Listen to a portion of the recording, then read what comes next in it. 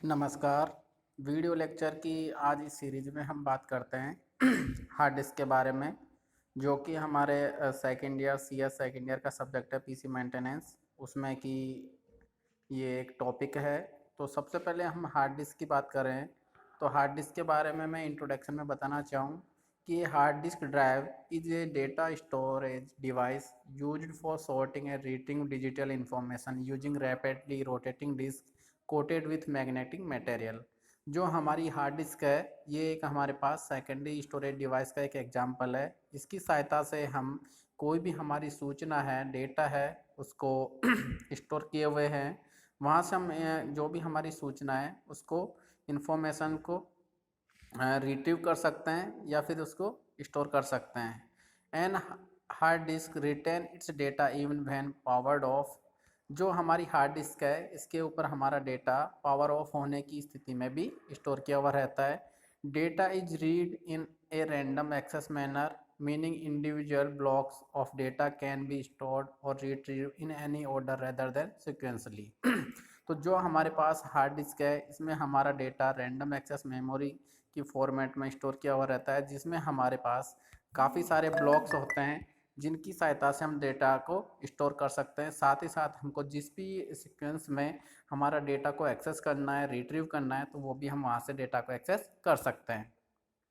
इसके बाद हमारे पास एक क्वेश्चन निकल के आता है कि हम हार्ड डिस्क में डेटा को स्टोर तो करते हैं, लेकिन हार्ड डिस्क है वो हमारे पास कब इसका डेवलपमेंट हुआ, कब इसको हमने यूज करना शुरू किया।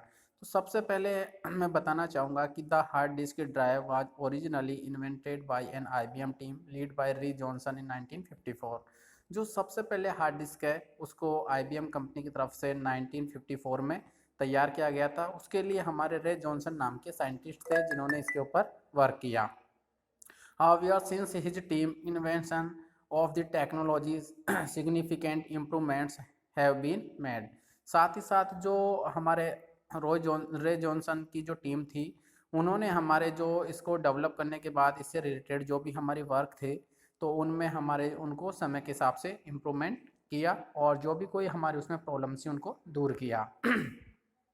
इसके बाद हम बात करते हैं कि जो हमारी हार्ड डिस्क है उसके मेन कंपोनेंट्स और ड्राइव है वो कौन कौन से होते हैं। तो हार्ड डिस्क में हम मेनली 5 प्रकार के कंपोनेंट्स हैं जिनको कि यूज कर रहे हैं। जैसे कि आप यहाँ आपकी स्क्रीन पर देख रहे होंगे, हार्ड डिस्क का एक बेसिक डायग्राम है वो भी आप देख पा रहे होंगे। तो इसमें हमारे पास मेनली 5 चीज़ें होती है: disk platter, stepper motor, spindle motor, read and write head और आर्म। ये बेसिकली हमारे पास 5 इस तरह के कंपोनेंट्स हैं जो कि हमारे हार्ड डिस्क के ऊपर वर्क करने में हेल्पफुल रहते हैं। तो इसमें हमारे जो कंपोनेंट्स हैं उसमें सबसे पहले हम बात करते हैं डिस्क प्लेटर के बारे में। तो डिस्क प्लेटर है is made up of a magnetic material in the flat disk part of the drive. जो हमारे पास डिस्क प्लेटर है, ये एक मैग्नेटिक मटेरियल की बनी हुई होती है और जो कि अपने आप में एक फ्लैट तरीके की रहती है, जो कि हमारे डिस्क ड्राइव के ऊपर लगी हुई रहती है। Second, the data stored in the platter. इस साथ ही साथ जो भी हमारा डेटा होता है वो प्लेटर के ऊपर स्टोर, कोई भी हमारी इंफॉर्मेशन है या फिर डेटा है उनको स्टोर करने के लिए हम उपयोग में लेते हैं। Etch set of magnetic particles is collection a unit called a bit. जो हमारे पास विभिन्न प्रकार के मैग्नेटिक यूनिट्स के जो कलेक्शन होता है, समूह होता है, उनको हम एक बिट का भी फॉर्मेट या नाम देते हैं। इसके बाद हमारा सेकंड आता है स्टेपर मोटर। जो स्टेपर मोटर है, ये हमारे stepper motor for controlling read write head position. जो हमारे पास हार्ड डिस्क है उसमें हमें कोई भी डेटा है या इन्फॉर्मेशन है उनको रीड राइट करना है, तो उनकी जो भी पोजीशन है उनको कंट्रोल करने के लिए हम स्टेपर मोटर का उपयोग करते हैं। जो हमारे पास स्टेपर मोटर है वो जनरली 12 वोल्टेज का पावर कंज्यूम करती है, लेकिन यदि हम टेक्नोलॉजी की बात करें तो वर्तमान समय में हमारे पास जो स्टेपर मोटर्स है वो 5 वोल्टेज पावर कंज्यूम करने वाली भी डेवलप की हुई है। अर्थात कह सकते हो कि जो हमने स्टेपर मोटर्स है उनको टेक्नोलॉजी के आधार पर इम्प्रूवमेंट किया है। थर्ड, इसमें बात करते हैं हम स्पिंडल मोटर के बारे में। तो सबसे पहले हमारा स्पिंडल मोटर है उसका वर्क ये रहता है कि it control the platter.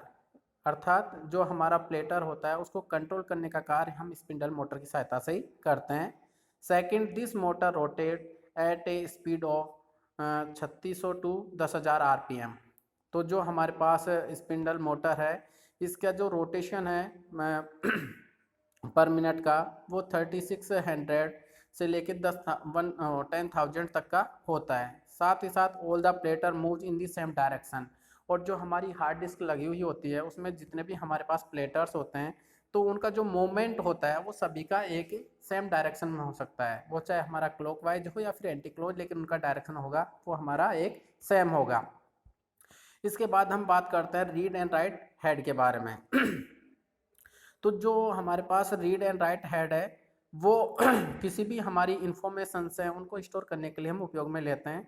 The heads read and write the information to the drive platters. जो हमारे पास हेड और रीड हेड होता है, रीड और राइट, जो कि हमारे पास इंफॉर्मेशंस को किसी भी ड्राइवर प्लेटर से लेने के लिए उपयोग में लिए जाते हैं। Second, the head rights magnetic information on the platter.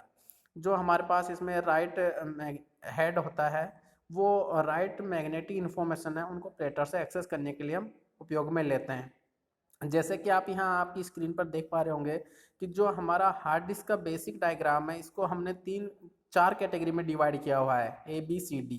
तो ए में तो हमारे पास जो भी हमारी ट्रैक्स होंगे सारे के सारे वो यूज करते हैं, बी में सारे सेक्टर्स हैं, सी में सेक्टर्स ऑफ ए ट्रैक और डी में क्लस्टर्स, जो कि हमारे ये विभिन्न प्रकार के हार्ड डिस्क के स्ट्रक्चर को डिफाइन करने के लिए उपयोग में लिया जाता है। इसके बाद हम जो हेड आर्म है इसके बारे में यूज करते हैं। तो जो हेड आर्म है इसको हम जनरली विभिन्न प्रकार के जो भी हमारे रीड और राइट ऑपरेशंस हैं उनके ऊपर उपयोग में या फिर उनके ऊपर कार्य करने के लिए उपयोग में लेते हैं। लेकिन इसमें हम जो भी हमारा डिस्क का स्ट्रक्चर है उसको बेसिकली हम 4 भागों में डिवाइड करते हैं। जैसे कि अभी मैंने बताया भी था कि ट्रैक है, सेक्टर है और सेक्टर ऑफ ट्रैक्स जिसको कि हम सिलेंडर भी बोलते हैं, और लास्ट हमारा क्लस्टर जो कि हमारा स्टोरेज कैपेसिटी की तरह वर्क करता है। तो सबसे पहले बात हम करते हैं ट्रैक के बारे में। तो जो हमारे पास ट्रैक है तो वो the hard disk is divided into number of concentric circles called tracks, circular path in sector is called track. तो जो हमारे हार्ड डिस्क में विभिन्न प्रकार के जो भी हमारे पास जो सर्कल्स हैं जिनको कि हम विभिन्न भागों में डिवाइड करते हैं वो सारे के सारे भाग हमारे पास ट्रैक कहलाते हैं।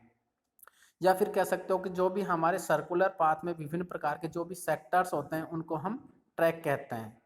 सेकंड है हमारे पास sector, data storage area in one track multiple divided into the multiple blocks is called sector. इस sector can have 512 bytes of the data. तो जो भी हमारे पास किसी भी ट्रैक में हमारे पास विभिन्न जो भी डेटा स्टोरेज किया होगा तो उनको हम विभिन्न प्रकार के ब्लॉक्स में डिवाइड करते हैं जो कि हमारे पास सेक्टर कहलाते हैं।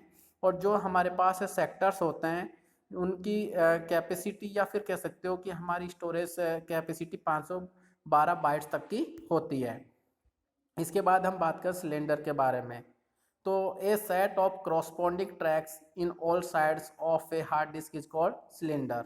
अर्थात कह सकते हो कि जो भी हमारे पास विभिन्न प्रकार के ट्रैक्स होते हैं और उनकी एक प्रकार की जो भी साइड होती है जिससे कि हम डेटा को एक्सेस कर सके तो वो हमारे पास कहलाएगा सिलेंडर। साथ ही साथ यदि हमें किसी सिलेंडर की स्टोरेज कैपेसिटी कैलकुलेट करनी है तो उसके लिए पर्टिकुलर एक फॉर्मूला है कि storage capacity is equal to number of cylinders multiply tracks per cylinder multiply sectors per tracks multiply bytes per sector. तो इसकी सहायता से हमारी जो भी स्टोरेज कैपेसिटी है वो हम कैलकुलेट कर सकते हैं।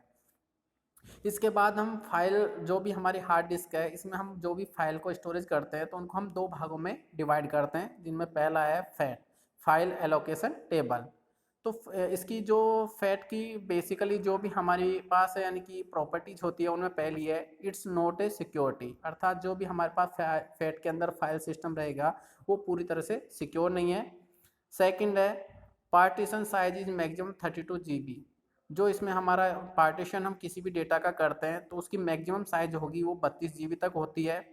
थर्ड है does not support data compression. अर्थात इसमें हम कोई भी हमारे पास डेटा है तो उसको कंप्रेस करने की फैसिलिटी नहीं रहती है। Fourth does not support disk quota. इसमें हम किसी भी डिस्क है उसके कोटा को सपोर्ट नहीं करता है।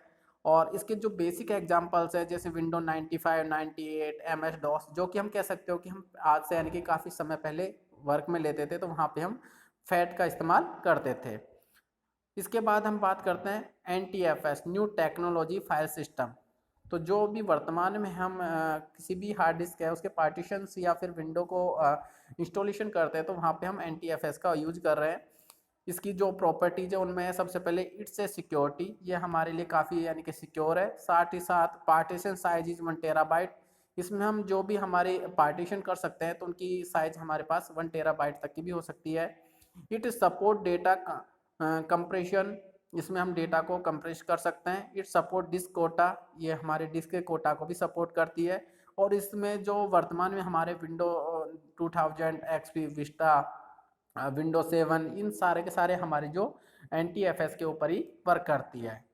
तो यदि हमसे पूछा जाए कि भाई कि बेसिकली हार्ड डिस्क का क्या रोल है तो हम यही कहना चाहेंगे कि ये hard disk has revolutionized the digital age as we know it. Hard disk are the most widely used technology for storage of our information and data. अर्थात कह सकते हो कि हार्ड डिस्क एक हमारे पास इस तरह की लेटेस्ट टेक्नोलॉजी की एक इंफॉर्मेशन और डेटा को स्टोर करने की डिवाइस है। Without hard disk the computer digital age we live in would not be same. अर्थात कह सकते हो कि यदि हम कंप्यूटर या फिर डिजिटली किसी डेटा को स्टोर करने की बात करते हैं तो बिना किसी हार्ड डिस्क के हम उनको स्टोर नहीं कर सकते हैं। तो अभी इस लेक्चर में हमने यही देखा कि हार्ड डिस्क हमारे जो भी कंप्यूटर में किसी भी डेटा को स्टोर करने का एक माध्यम है। Thank you.